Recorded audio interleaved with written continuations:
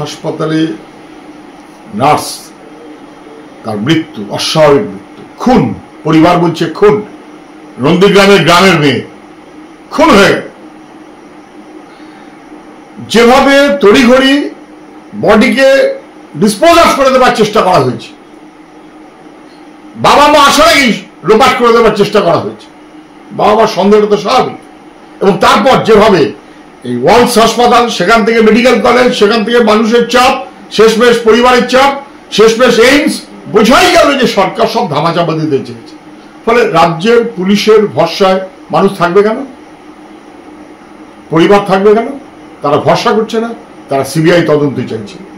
সঙ্গত, যদিও সিবিআই শেষমেশ অভয়াকাণ্ডে দেখলাম রাজ্যের পুলিশ যা বলবে তারপরে হয়তো সিল মারবে, তবুও পরিবার সিবিআই তদন্ত চেয়েছে, তা গুরুত্ব দেওয়া জরুরি।